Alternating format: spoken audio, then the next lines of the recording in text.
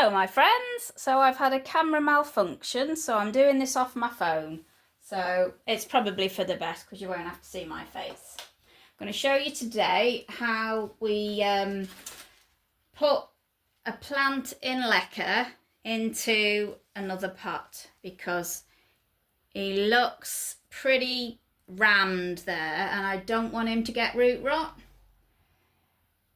So I'm just going to take him out the pot and have a look what the root situation is, and then I'm going to put him into a bigger pot because if you look, he's starting to want to break away here, trying to break out. He wants to break free, so I'm going to help him now. Right, let me just get rid. These are the roots that come off before while I cut them off because I don't want any rot problems. So I'm just going to squeeze it gently. Give it a good old squeeze. I've got a pot here ready. I've already put the holes in it, and if you don't know how to do that, have a look at my video about putting holes in pots without a drill. And don't forget to subscribe or you miss all the good stuff. Right, changing the subject back. So I've got this tray. Where did I get it from? I think it was B&Q, but it's brilliant for leca because you've got the raised edges and it stops the balls rolling all everywhere. And it's worse than Lego, honestly. If you tread on one of these, you know about it. I'm just shaking them all out. It's very noisy, I apologise. And it is staying very stationary, so it's obviously a little bit root bound. So this is it. Now I don't want to bring it up too close to the phone, but I'm going to have to so that you can see because I don't want it dropping everywhere. So that's what we're dealing with. I'm not going to unravel all that because I don't see the benefit of doing it unless I was going to do that. See, look how it's trying to grow outwards, and it needs that space now. So I've got it's quite a bit of a bigger pot actually compared to that. This is my very first transfer. I did this, I did a Monstera, I did another one, I can't remember what it was. No, I can't remember what it was. But anyway, it was successful. So I was just testing it out in this pot. So it was only a little bit. So it has grown really well in leca. So I was quite pleased. It's one of my favourite plants. And I didn't want to lose it. Right, let's get started. I'm going to take some of that out because it's too much.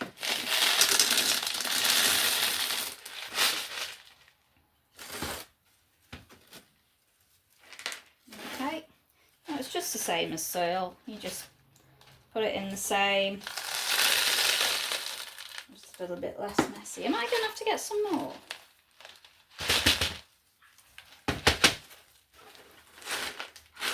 This is the great thing with leca.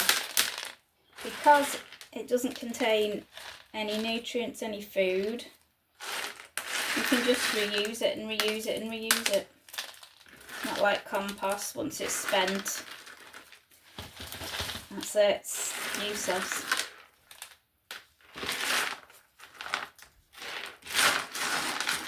Put the rest of this up. Backfill it.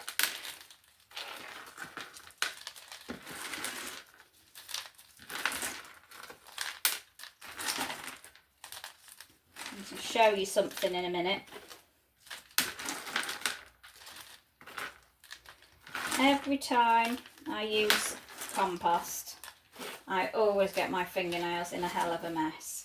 I am going to be doing a video later with compost, and I will leave my gloves off as I do, or I usually forget to put them on in the first place, and I will just show you the state my nails get into. And this is with leca. There's that one which is dirty, but I think that was dirty.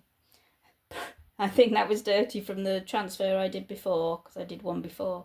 But there's not half as much muck up my nails with leca as there is with soil. So it's all good.